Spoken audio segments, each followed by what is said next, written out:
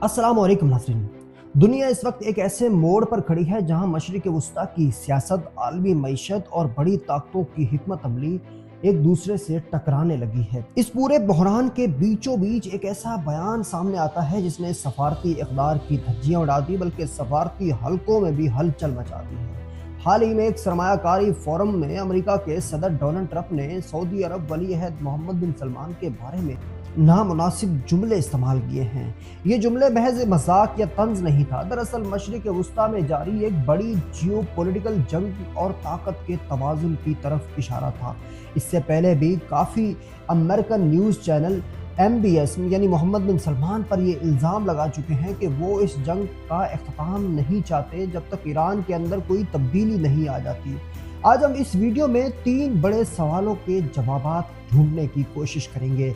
ये बयान एक ऐसे वक्त में सामने आया जब मशरिक़ वस्ता में अमेरिका और इजराइल की जानिब से ईरान के खिलाफ बड़े पैमाने पर कार्रवाइयां जारी हैं। रिपोर्ट्स के मुताबिक अमेरिका और इजराइल ने ईरान के हजारों फौजी अहदाफ को निशाना बनाया।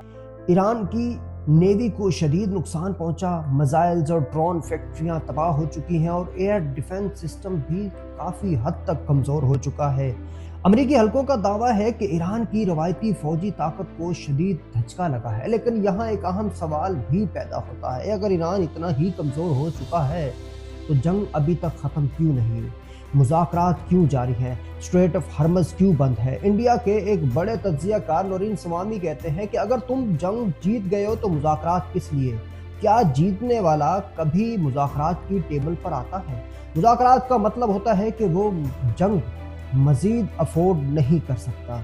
इस नाकामी के पीछे ईरान की जंगी हिकमत अमली है। ईरान रवायती जंग जीतने की कोशिश नहीं कर रहा। ईरान की हिकमत अमली हमेशा से एक ही रही है, जंग को महंगा बना दो। ईरान जानता है कि अमेरिका और इजराइल के पास जदीद हथियार, टेक्नोलॉजी, इत्तेहादी और माली ताकत है, लेकिन ईरान के पास सिर्फ एक चीज़ है, गैर मुतवाज़ी जंग।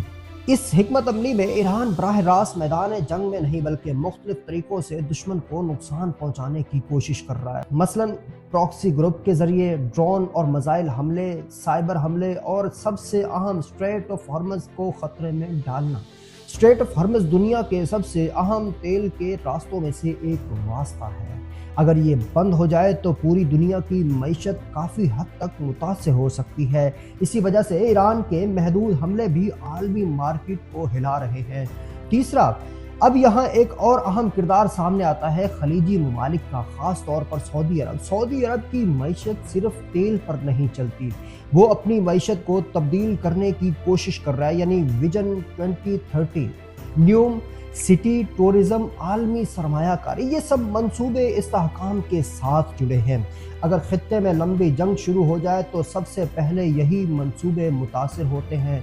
सरमायाकार खित्ते से निकल जाते हैं, सियाहत रुक जाती है और तेल की तनसीबात हमलों की जद में आ जाती है। इसीलिए खलीजी ममालिक एक मुश्किल सूरत हाल में है। वो ईरान से भी बराह रास्त जंग नहीं चाहते और अमेरिका से भी दूरियां नहीं चाहते। यही वो पस मंज़र है जिसमें ट्रंप ने वो मतनाज़ा जुमला कहा। वो दरअसल पैगाम देना चाहते थे कि सऊदी अरब अब अमेरिका पर ज्यादा अनासार करता है। दूसरी तरफ इजराइल के वजीर आजम नेतन्याहू कई सालों से ईरान के खिलाफ सख्त पॉलिसियों पर बात कर रहे हैं। इजराइल का असल मकसद सिर्फ जंग जीतना नहीं बल्कि उसका मकसद ईरान की ताकत को मुस्तकिल तौर पर कमजोर करना है। अगर ईरान की हुकूमत बरकरार रहती है तो वो इतनी कमज़ोर हो जाए कि इजराइल के लिए कोई ख़तरा बाकी ना है।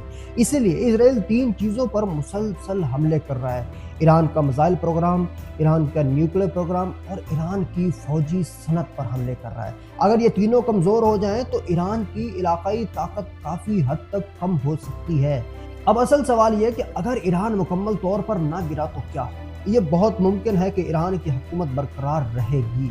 ईरान की क़यादत इस वक्त मुश्तबा ख़ामनेई के हाथ में है, लेकिन अगर क़यादत मज़ीद तब्दील होती है तो निज़ाम बाकी रह जाएगा। ऐसी सूरत हाल में जंग का नतीजा कुछ इस तरह से हो सकता है: ईरान कमज़ोर हो जाए लेकिन मुकम्मल तौर पर ख़त्म नहीं हो सकता। इजराइल अपनी सिक्योरिटी बेहतर कर लेगा लेकिन मुकम्मल सुकून नहीं मिल सकता, और अमेरिका ऐसी जंग से निकलने की कोशिश करेगा जिसमें वो खुद को फातेह जाहिर कर सके। यही वो वजह है कि बहुत से माहिरीन का ख्याल है कि इस बहरान का इख्तिताम मैसी सीज फायर पर हो सकता है, यानी ना मुकम्मल जीत और नामुकम्मल शिकस्त। इस जंग का असर सिर्फ मशरिक़ वस्ता तक महदूद नहीं रहेगा। तेल की कीमतें बढ़ रही हैं, आलमी महंगाई बढ़ रही है और आलमी सियासत में भी नए इत्तेहादी बन रहे हैं। चीन और रूस इस सूरत हाल से फ़ायदा उठा रहे हैं। यूरोप तवानाई के बहरान से परेशान हो रहा है और पाकिस्तान जैसे ममालिक के लिए ये सूरत हाल ख़ास तौर पर मुश्किल होती जा रही है, क्योंकि हमारी मईशत तेल की कीमतों से बराह रास्त मुतासिर होती है। इस वक्त हकीकत यह है कि मैदान में ईरान को बरतरी हासिल है। दूसरी तरफ अमेरिका और इजराइल को ये बात समझनी होगी कि मशरिक़ वस्ता की जंगें सिर्फ मैदानों में नहीं जीती जाती, ये जंगें वक्त, सियासत और मईशत से जीती जाती हैं या हारी जाती हैं। ईरान अगर सर्वाइव कर जाता है तो वो इस जंग को लंबा और महंगा बनाएगा, और यही वो चीज़ है जिससे अमेरिका और उसके इत्तेहादी बचना चाहते हैं। इसीलिए आने वाले हफ्ते इस बहरान के लिए इंतहाई अहम हो सकते हैं, क्योंकि हालिया बयान अमेरिकी सदर का इस चीज़ की भी वाज़ेह निशानदही करता है कि दुनिया एक नए जोन में दाखिल होने वाली है। अल्लाह निगहबान अपना है।